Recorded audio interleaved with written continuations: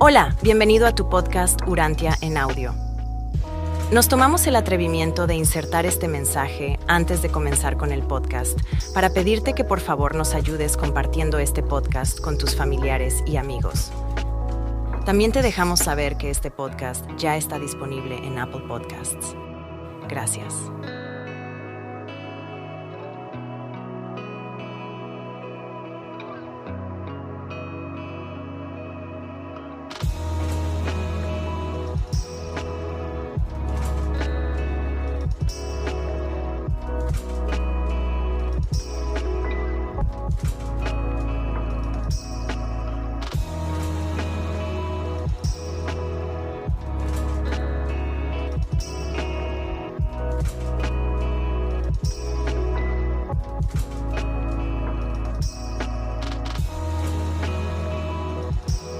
Escritos 155.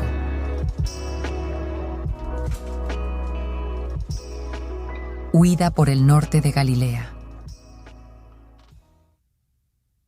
Poco después de desembarcar cerca de Queresa, en aquel intenso domingo, Jesús y los 24 caminaron un pequeño trecho en dirección norte y pasaron la noche en un hermoso parque al sur de Betsaida Julias. Lo conocían porque ya se habían detenido en otro tiempo en aquel lugar de acampada.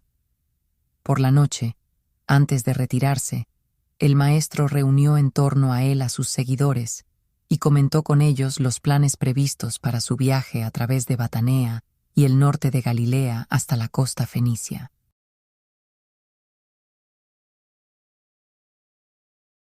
(1) ¿Por qué se amotinan los paganos? Jesús dijo: Deberíais acordaros de las palabras del salmista sobre estos tiempos, cuando dijo: ¿Por qué se amotinan los paganos y los pueblos conspiran cosas vanas?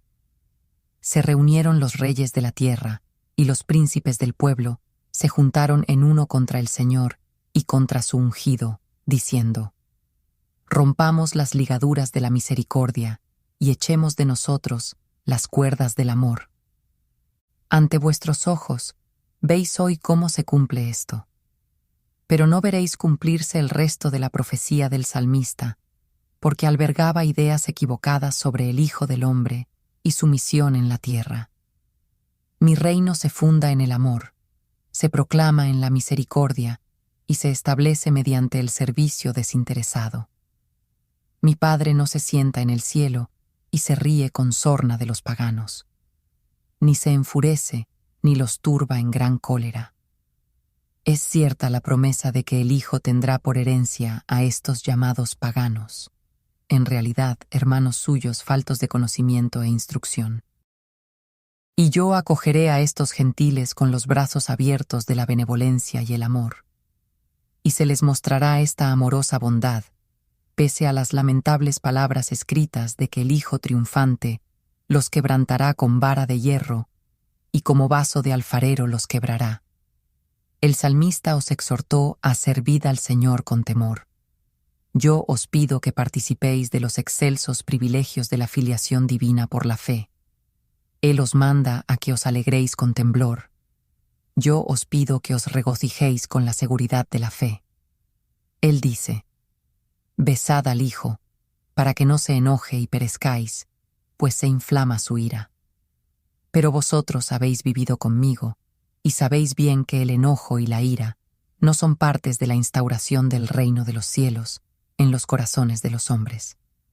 Sin embargo, el salmista de cierto vislumbró la verdadera luz, cuando, al terminar su exhortación, dijo: Bienaventurados todos los que en este Hijo confían. Jesús prosiguió con su enseñanza a los 24, diciendo: A los paganos no les falta justificación para amotinarse contra nosotros. Al ser su visión de las cosas corta y estrecha, pueden centrar más intensamente su atención. Su meta está cerca y es más o menos visible, por lo que tratan esforzadamente de llevarla a cabo con éxito. Vosotros, que proclamáis que habéis entrado en el reino de los cielos, sois demasiado inconstantes y ambiguos en vuestra forma de enseñar. Los paganos pugnan directamente por sus objetivos. Vosotros sois culpables de un anhelo extremado y crónico. Si deseáis entrar al reino, ¿por qué no lo tomáis asaltándolo espiritualmente, tal como los paganos toman la ciudad a la que han sitiado? Sois poco dignos del reino si lo servís mayormente, con una actitud de lamento por el pasado, de queja por el presente y de vana espera del futuro. ¿Por qué se amotinan los paganos? Porque no conocen la verdad. ¿Por qué languidecéis vosotros en anhelos fútiles? Porque no obedecéis la verdad. Cesad esa ensoñación y marchad con valentía, haciendo lo que conviene hacer para la instauración del reino. En cualquier cosa que hagáis, no seáis sesgados ni inflexibles. Los fariseos que buscan nuestra destrucción creen verdaderamente que están sirviendo a Dios. Están tan constreñidos por la tradición que los prejuicios les han cegado y el temor endurecido. Pensad en los griegos, que tienen una ciencia sin religión. Los judíos, en cambio, tienen una religión sin ciencia. Y, cuando se ha llevado a los hombres erróneamente a aceptar una fragmentación de la verdad, estrecha de miras y confusa, su única esperanza de salvación es armonizarse con la verdad, convertirse. Os declaro esta contundente verdad eterna. Si vosotros, en armonía con la verdad, aprendéis a dar ejemplo en vuestras vidas de esta hermosa y pletórica rectitud, vuestros semejantes irán en pos de vosotros para lograr lo que vosotros ya habéis adquirido. La medida en la que los buscadores de la verdad se sientan atraídos hacia vosotros representa la medida en la que vosotros mismos estáis dotados de la verdad, la medida de vuestra rectitud. La medida con la que tengáis que ir con vuestro mensaje a la gente es, en cierto modo, la medida de vuestro fracaso para vivir una vida en plenitud o rectitud, una vida en conformidad con la verdad. Y el Maestro dijo otras muchas cosas a sus apóstoles y a los evangelistas antes de darle las buenas noches y retirarse a descansar.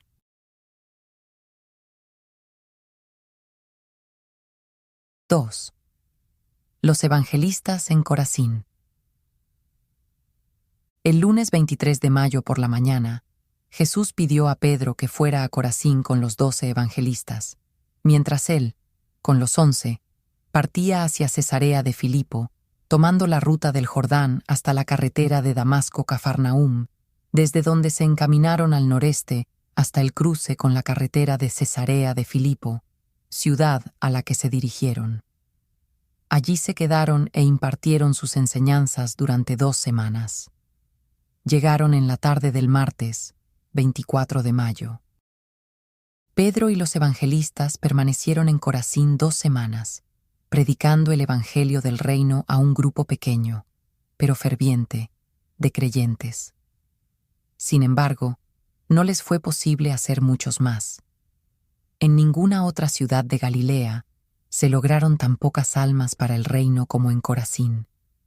Conforme a las instrucciones de Pedro, los 12 evangelistas hablaron menos de las curaciones, de las cosas físicas, en tanto que predicaban y enseñaban con renovadas fuerzas las verdades espirituales del reino celestial. Estas 2 semanas fueron una verdadera iniciación a adversidades para los 12 evangelistas, en cuanto que se trató del período más difícil e infructuoso de su andadura hasta ese momento. Al verse privados de la satisfacción de ganar almas para el reino, cada cual reflexionó con mayor seriedad y sinceridad sobre su propia alma y sobre el progreso recorrido por ella en los senderos espirituales de la nueva vida. Cuando pareció que no había más gente dispuesta a entrar al reino, el martes, 7 de junio, Pedro reunió a sus compañeros y partió para Cesarea de Filipo, con el fin de unirse a Jesús y a los apóstoles. Llegaron hacia el mediodía del miércoles y pasaron toda la tarde-noche relatando sus experiencias con los no creyentes de Corazín. En esta charla, Jesús se refirió de nuevo a la parábola del sembrador y les enseñó muchas cosas sobre lo que significaba el supuesto fracaso en algún proyecto de vida.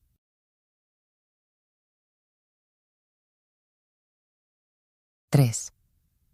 En Cesarea de Filipo. Aunque Jesús no hizo ninguna labor pública durante estas 2 semanas de estancia en las cercanías de Cesarea de Filipo, los apóstoles, avanzada la tarde, tuvieron encuentros tranquilos en la ciudad con creyentes, y muchos de estos acudían al campamento para hablar con el Maestro. Pero fueron muy pocos los creyentes que, como resultado de estos encuentros, se sumarían a los ya ganados. Diariamente, Jesús hablaba con los apóstoles, que cada vez percibían con mayor claridad que se iniciaba una nueva fase en su misión de predicar el reino de los cielos. Estaban comenzando a comprender que el reino de los cielos no es comida y bebida, sino gozo espiritual cuando se acepta la filiación divina. La estancia en Cesarea de Filipo resultó ser una auténtica prueba para los 11 apóstoles. Vivieron 2 problemáticas semanas. Se sentían muy abatidos y echaban de menos el no infrecuente estímulo de la entusiasta persona de Pedro. En estos momentos, creer en Jesús y seguirlo verdaderamente significaba una aventura, grande, pero ardua.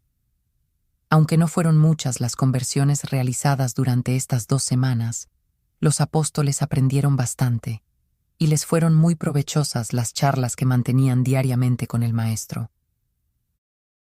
Los apóstoles descubrieron que los judíos estaban anquilosados y agonizaban espiritualmente por haber cristalizado la verdad en un credo, que, cuando la verdad se confina dogmáticamente a una exclusivista superioridad moral, en lugar de servir como una señal de guía y de progreso espiritual, estas enseñanzas pierden su poder creativo y vivificador hasta que acaban por convertirse meramente en conservadoras y fosilizantes.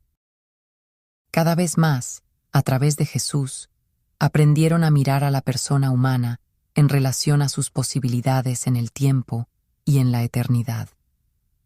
Supieron que el mejor modo de guiar a las almas a amar al Dios invisible es enseñarles primero a amar a sus hermanos, a quienes pueden ver. Y fue en este sentido en el que se atribuyó un nuevo significado a la afirmación del Maestro sobre el servicio desinteresado a los semejantes. En cuanto lo hicisteis a uno de estos, mis hermanos más pequeños, a mí lo hicisteis. Una de las grandes lecciones de esta estancia en Cesarea tuvo que ver con el origen de las tradiciones religiosas, con el grave peligro de permitir dotar de un sentido de sacralidad a cosas no sagradas, a ideas comunes o a sucesos cotidianos.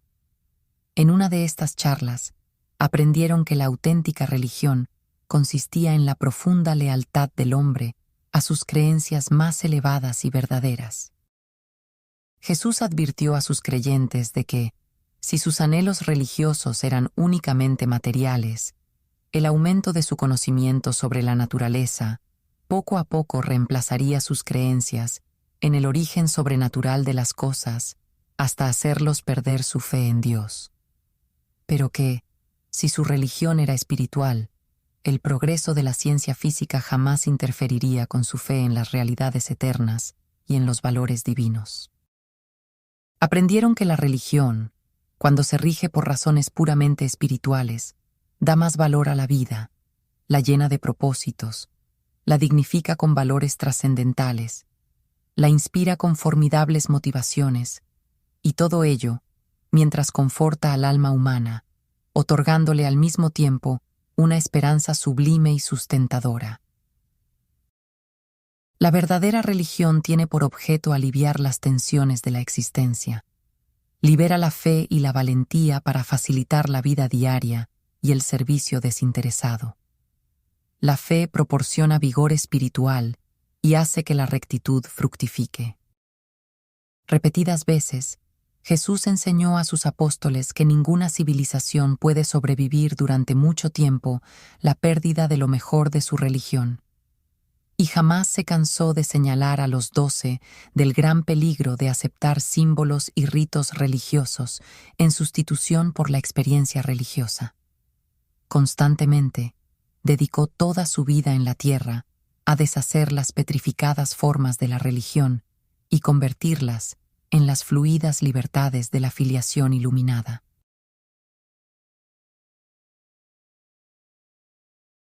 ¡4! De camino a Fenicia.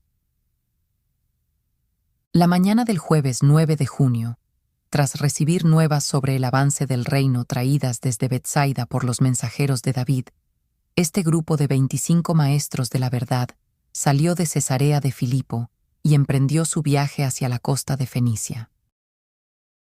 Rodearon la región pantanosa, a través de Luz, hasta llegar a la intersección con el sendero que iba de Magdala al monte Líbano. Desde allí se dirigieron al cruce con la carretera que conducía a Sidón, a donde llegaron el viernes por la tarde.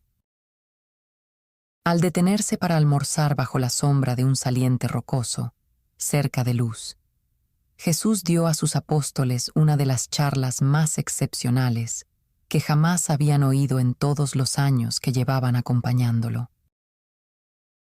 Apenas se sentaron para partir el pan, Simón Pedro le preguntó a Jesús: «Maestro, dado que el Padre Celestial conoce todas cosas y que su Espíritu es nuestro sostén en la instauración del reino de los cielos en la tierra, ¿por qué huimos de las amenazas de nuestros enemigos?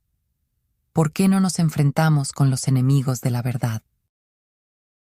Pero antes de que Jesús respondiera a Pedro, Tomás les interrumpió diciendo: «Maestro, me gustaría saber en qué está verdaderamente equivocada la religión de nuestros enemigos de Jerusalén.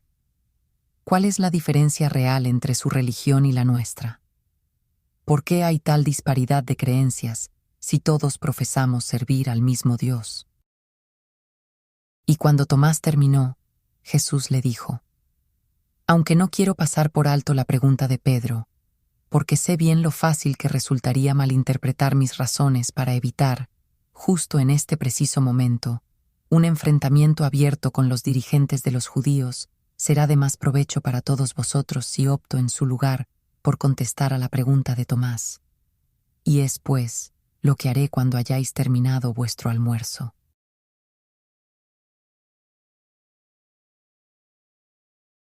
5. Charla sobre la verdadera religión. En esta memorable charla sobre la religión se dio expresión de forma resumida y reformulada en términos modernos a las siguientes verdades.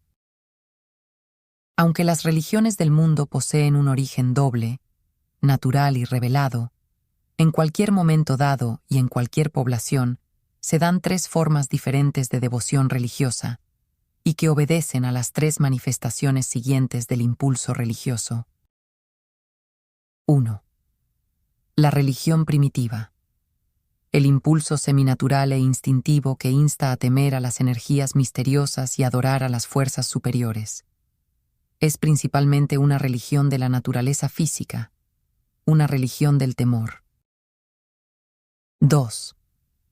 La religión de la civilización. Los avanzados conceptos y prácticas religiosas de las razas en vías de civilización, la religión de la mente. Se trata de la teología intelectual que se apoya en la autoridad de una tradición religiosa establecida. 3. La verdadera religión. La religión de la revelación. La revelación de los valores sobrenaturales, una percepción parcial de las realidades eternas, un atisbo de la bondad y de la belleza del carácter infinito del Padre de los cielos. La religión del espíritu tal como se manifiesta en la experiencia humana. Aunque el maestro no quiso subestimar la religión de los sentidos físicos y de los temores supersticiosos del hombre natural, se lamentó de la persistencia de esta forma primitiva de adoración en la expresión religiosa de las razas más inteligentes de la humanidad. Jesús puso de manifiesto que la gran diferencia entre la religión de la mente y la religión del espíritu consiste en el hecho de que, mientras que la primera está apoyada por la autoridad eclesiástica, la última se basa enteramente en la experiencia humana. Y luego el maestro, en el momento de su enseñanza, precisó estas verdades. Hasta que las razas no logren un alto grado de inteligencia y de civilización, subsistirán muchas de esas ceremonias pueriles y supersticiosas, que tan características son de las prácticas religiosas evolutivas de pueblos primitivos y atrasados. Hasta que la raza humana no progrese y logre alcanzar un nivel más elevado y general de reconocimiento de las realidades de la experiencia espiritual, siempre habrá un gran número de hombres y mujeres que seguirán personalmente mostrando su preferencia personal por esas religiones de autoridad, que solo precisan del asentimiento intelectual, en contraste con la religión del espíritu, que entraña la participación activa de la mente y del alma en la aventura de luchar con las rigurosas realidades que surgen al experimentar progresivamente la vida. Aceptar las religiones tradicionales de autoridad es la salida más fácil al impulso del hombre por encontrar satisfacción a los deseos de su naturaleza espiritual. Las religiones estáticas, cristalizadas y establecidas de autoridad, facilitan un refugio fácil al que el alma atribulada y ansiosa puede huir cuando se ve acosada por el temor y atormentada por la incertidumbre. Como pago a las satisfacciones y seguridades que ofrece, esta religión requiere de sus devotos tan solo un asentimiento pasivo y puramente intelectual.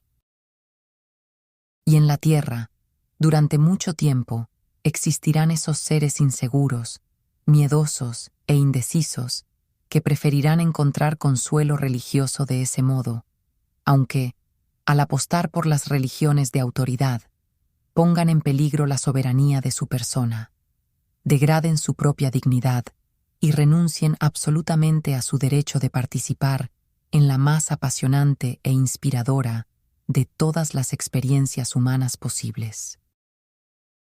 La búsqueda personal de la verdad, la emoción de afrontar los peligros del descubrimiento intelectual, la determinación de explorar las realidades de la experiencia religiosa personal, la suprema satisfacción de experimentar el triunfo personal, de realmente conseguir la victoria sobre la duda intelectual, tal como honestamente se gana durante la más grandiosa aventura de toda la existencia humana. El hombre que busca a Dios, por sí mismo y como Él mismo, y lo encuentra. La religión del espíritu significa esfuerzo, lucha, conflicto, fe, determinación, amor, lealtad y progreso. La religión de la mente, la teología de la autoridad, requiere de sus convencionales creyentes pocos o ninguno de estos cometidos. La tradición es un refugio seguro y un sendero fácil para esas almas temerosas y apocadas que instintivamente rehuyen las luchas espirituales y las incertidumbres mentales asociadas a esos viajes en la fe, que embarcan en una intrépida aventura a los mares abiertos de la verdad no explorada, buscando las orillas más lejanas de las realidades espirituales que, en su desarrollo, la mente humana puede descubrir y el alma vivenciar. Y Jesús continuó diciendo: en Jerusalén, los líderes religiosos han definido, a partir de las distintas doctrinas de sus maestros tradicionales y de los profetas de otros días, un sistema establecido de creencias intelectuales, una religión de autoridad. Estas religiones apelan principalmente a la mente. Y ahora estamos a punto de vernos envueltos en un letal conflicto con ese tipo de religión. Dentro de poco comenzaremos a proclamar con valentía una nueva religión. Una religión que no es religión en el sentido que hoy tiene esa palabra, sino que apela fundamentalmente al Espíritu Divino de mi Padre, que reside en la mente del hombre. Una religión que derivará su autoridad de los frutos de su aceptación, que tan ciertamente aparecerán en la experiencia personal de todos los que real y verdaderamente lleguen a creer en las verdades de esta más elevada comunión espiritual. Señalando a cada uno de los 24 y llamándolos por sus nombres, Jesús dijo: y ahora, ¿quién de vosotros preferiría tomar el sendero fácil de conformación a una religión establecida y fosilizada, como la que los fariseos de Jerusalén defienden, en lugar de sufrir las dificultades y las persecuciones que traerá consigo la misión de proclamar un camino mejor de salvación para los hombres, mientras recibís la satisfacción de descubrir por vosotros mismos las bellezas de las realidades, de vivir y experimentar personalmente las verdades eternas y las supremas grandezas del reino de los cielos? ¿Estáis temerosos? ¿Os sentís débiles? ¿Buscáis lo fácil? ¿Tenéis miedo de confiar vuestro futuro en las manos del Dios de la verdad, cuyos hijos sois?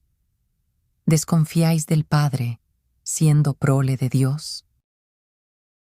¿Volveréis al fácil sendero de la seguridad y de la estabilidad intelectual de la religión de autoridad basada en la tradición, u os aprestaréis a adentraros conmigo en el futuro incierto y turbulento de emprender la proclamación de las nuevas verdades de la religión del Espíritu, del reino de los cielos que se erige en el corazón de los hombres? Al oírle, los 24 se pusieron de pie con el propósito de dar una respuesta conjunta a este emotivo llamamiento de Jesús, uno de los pocos de esta naturaleza jamás realizados por él.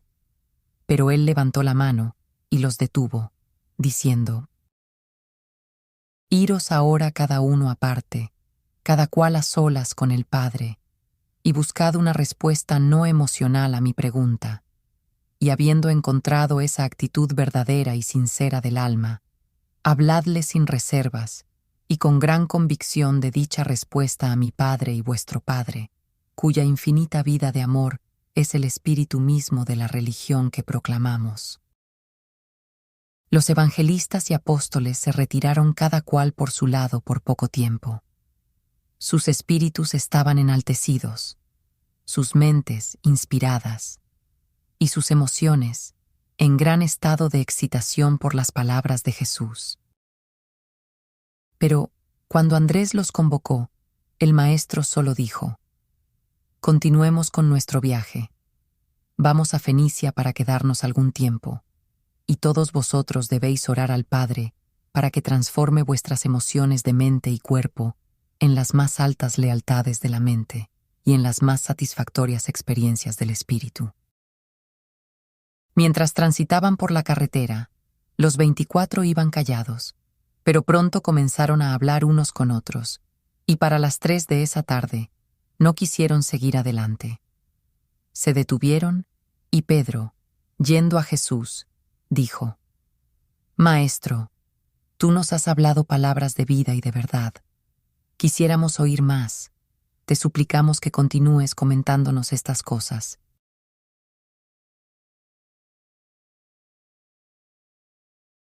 ―6. La segunda charla sobre la religión. Y así, mientras hacían una pausa bajo la sombra de una colina, Jesús siguió enseñándoles sobre la religión del Espíritu, diciendo esencialmente: Habéis venido de entre aquellos semejantes vuestros que optan por sentirse satisfechos con una religión de la mente, que desean seguridad y prefieren ser conformistas. Vosotros habéis escogido sustituir vuestros sentimientos de certeza, basados en las enseñanzas religiosas tradicionales, por las seguridades del espíritu que una fe trepidante y en progreso os ofrece. Os habéis atrevido a protestar contra el penoso cautiverio de la religión institucional y rechazar la autoridad de las tradiciones escritas que se consideran como la palabra de Dios. Ciertamente, nuestro Padre habló a través de Moisés, Elías, Isaías, Amós y Oseas, pero nunca dejó de impartir su ministerio, ofreciendo al mundo palabras de verdad cuando estos profetas de otro tiempo pusieron fin a las suyas. Mi Padre no hace acepción de razas ni de generaciones, ya que la palabra de la verdad no se confiere a una era y se le niega a otra. No cometáis la insensatez de llamar divino a algo que es totalmente humano, y no dejéis de prestar atención a las palabras de la verdad, que no vienen a través de oráculos tradicionales supuestamente inspirados. Os he llamado para que seáis nacidos de nuevo, para que seáis nacidos del Espíritu. Os he llamado para que salgáis de las tinieblas de la autoridad y del letargo de la tradición y os adentréis en la suprema luz y reconozcáis la posibilidad de hacer por vosotros mismos el mayor descubrimiento posible que el alma humana puede hacer. La sublime experiencia de encontrar a Dios por vosotros mismos, en vosotros mismos y de vosotros mismos, y hacer de todo esto un hecho en vuestra experiencia personal. Y así pasaréis de la muerte a la vida, de la autoridad de la tradición a la vivencia de conocer a Dios. Pasaréis, por lo tanto, de la oscuridad a la luz, de la fe heredada de vuestros ancestros a una fe personal fruto de una auténtica experiencia. Y progresaréis, pues, de una teología de la mente transmitida por vuestros antepasados a una verdadera religión del espíritu, que se constituirá como don eterno en vuestras almas. Vuestra religión cambiará de la mera creencia intelectual en la autoridad de la tradición a la experiencia real de esa fe viva, que es capaz de percibir la realidad de Dios y toda alusión al Espíritu Divino del Padre. La religión de la mente os ata sin remedio al pasado. La religión del Espíritu se revela progresivamente en vosotros y por siempre os llama a realizar logros más altos y santos en ideales espirituales y en realidades eternas. Aunque la religión de autoridad pueda impartir un sentimiento inmediato de seguridad y estabilidad, el precio a pagar por esa satisfacción transitoria es la pérdida de vuestra libertad espiritual y religiosa. Para entrar en el reino de los cielos, mi Padre no requiere de vosotros que a cambio os adhiráis a creencias espiritualmente repulsivas, impías y falaces. No se exige de vosotros que vuestro propio sentido de la misericordia, la justicia y la verdad se sienta agraviado por su sumisión a un caduco sistema de formas y ceremonias religiosas. Por siempre, la religión del Espíritu os deja libres para perseguir la verdad, a donde quiera que la guía del Espíritu os lleve. Y quién sabe, quizás este Espíritu tenga que transmitir a esta generación algo que otras generaciones se han negado a oír. Qué ignominia la de esos falsos maestros religiosos que quieren arrastrar a las almas hambrientas hacia el oscuro y distante pasado y abandonarlas allí. Y, así pues, estas desafortunadas personas están abocadas a amedrentarse ante cualquier nuevo descubrimiento y a turbarse ante cualquier nueva revelación de la verdad. El profeta que dijo: «Aquel cuyo pensamiento persevera en Dios se conservará en completa paz», no era un mero creyente intelectual de la teología de la autoridad. Este ser humano conocedor de la verdad había descubierto a Dios. No estaba simplemente hablando sobre Dios. Os insto a que pongáis fin a vuestra costumbre de citar constantemente a los profetas de antaño y de alabar a los héroes de Israel, y que, en su lugar, aspiréis a convertiros en profetas vivos del Altísimo y en héroes espirituales del reino venidero. Honrar a los líderes del pasado que conocieron a Dios puede de hecho merecer la pena, pero ¿por qué al hacerlo tendríais que renunciar a la más grandiosa experiencia de la existencia humana? Encontrar a Dios por vosotros mismos y conocerlo en vuestras propias almas. Cada una de las razas de la humanidad tiene su propia forma de pensar sobre la existencia humana. Por lo tanto, la religión de la mente siempre se conforma a estos distintos puntos de vista raciales.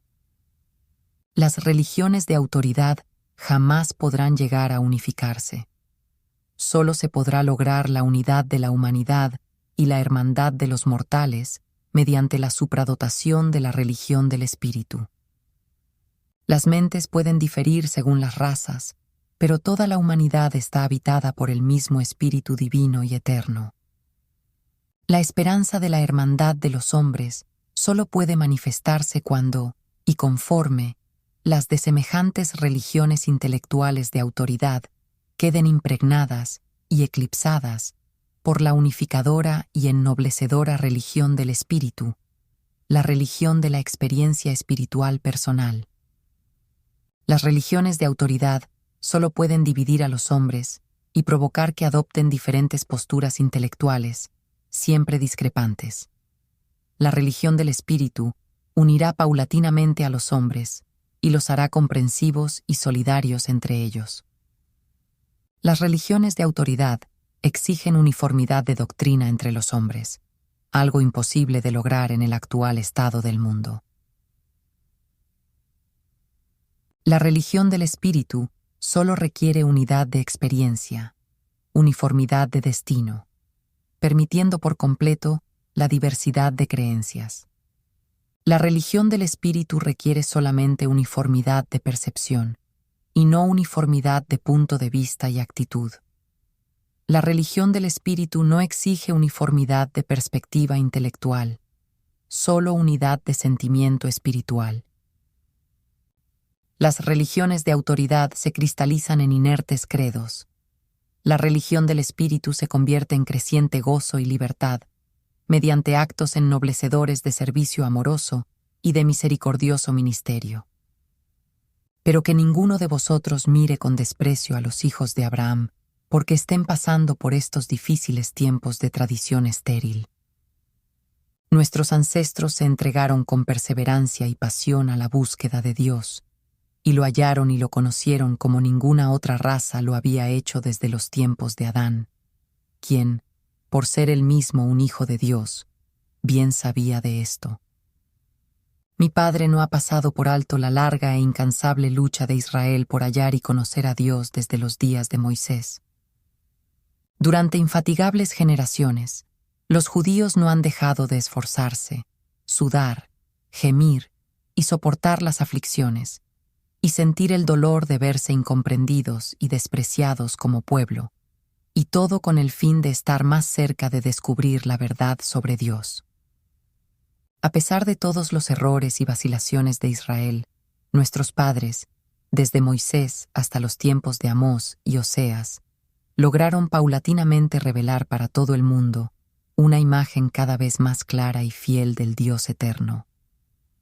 Y, así, se fue preparando el camino para la llegada de la revelación aún más extensa del Padre, en la que se os ha llamado a participar.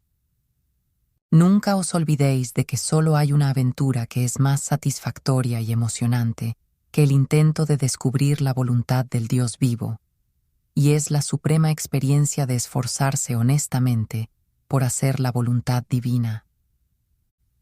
Y recordad siempre que se puede cumplir la voluntad de Dios en cualquier ocupación que se tenga en la tierra. No hay vocaciones santas y otras seculares. Todas las cosas son sagradas en la vida de los que se dejan llevar por el Espíritu. Esto es, de aquellos que se subordinan a la verdad, se ennoblecen por el amor, se rigen por la misericordia y se refrenan por la ecuanimidad, la justicia. El Espíritu que mi Padre y yo enviaremos al mundo no es solamente el Espíritu de la verdad, sino también el Espíritu de la belleza ideal. Dejad de buscar la palabra de Dios solo en las páginas de los viejos escritos de la autoridad teológica. Aquellos nacidos del Espíritu de Dios, desde este momento, reconocerán la palabra de Dios sin importar dónde tenga supuestamente su origen. No se debe descartar la verdad divina porque se conceda por medios aparentemente humanos. Muchos de vuestros hermanos aceptan intelectualmente la teoría de Dios, pero, espiritualmente, no logran vivenciar la presencia de Dios. Y esta es precisamente la razón por la que tantas veces os he enseñado que la mejor forma de alcanzar el reino de los cielos es adquiriendo la actitud espiritual y sincera de un niño. No os recomiendo que tengáis su inmadurez mental, sino la sencillez espiritual de un pequeño que cree fácilmente y tiene plena confianza.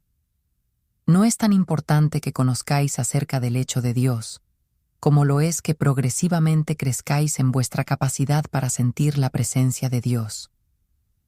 Una vez que empezáis a encontrar a Dios en vuestra alma, tardaréis poco en descubrirlo en el alma de otros hombres, y con el tiempo, en todas las criaturas y creaciones de un universo imponente. Pero ¿qué posibilidad tiene el Padre de aparecer como Dios de lealtades supremas e ideales divinos en las almas de los hombres, si éstos dedican poco o ningún tiempo a la profunda contemplación de estas realidades eternas? Aunque la mente no es la base de la naturaleza espiritual, de cierto es la entrada a ella. Pero no cometáis el error de intentar demostrar a otros hombres que habéis encontrado a Dios. No podéis mediante la lógica ofrecer prueba alguna que tenga validez. Si bien existen dos evidencias claras y convincentes del hecho de que conocéis a Dios, las cuales son: 1. Los frutos del Espíritu de Dios, que se muestran en los menesteres diarios de vuestras vidas. 2. El hecho de que todos vuestros proyectos de vida sean un evidente testimonio de que habéis arriesgado, sin paliativos, todo lo que sois y tenéis por la aventura de la supervivencia después de la muerte y por el esperanzador deseo de encontrar al Dios de la eternidad, cuya presencia habéis comenzado a vivenciar en el tiempo.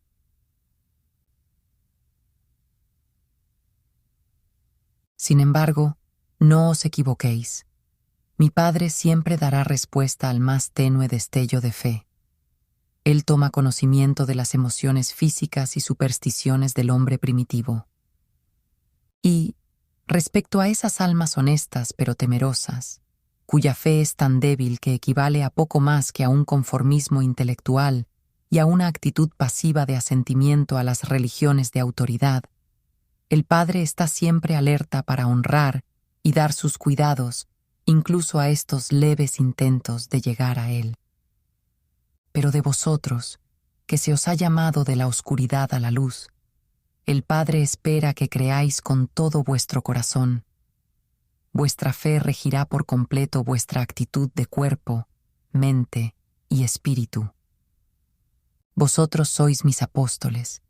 En vosotros la religión no se convertirá en un refugio teológico al que podáis escaparos por miedo a enfrentaros a las rigurosas realidades precisas para progresar espiritualmente y experimentar la aventura de perseguir vuestros ideales, sino más bien, vuestra religión se convertirá en la evidencia del hecho de la experiencia que da testimonio de que Dios os ha encontrado, os ha dado vuestros ideales, os ha ennoblecido y espiritualizado, y de que os habéis incorporado a la aventura eterna de encontrar a Dios, que por ello os ha encontrado y os ha hecho sus hijos.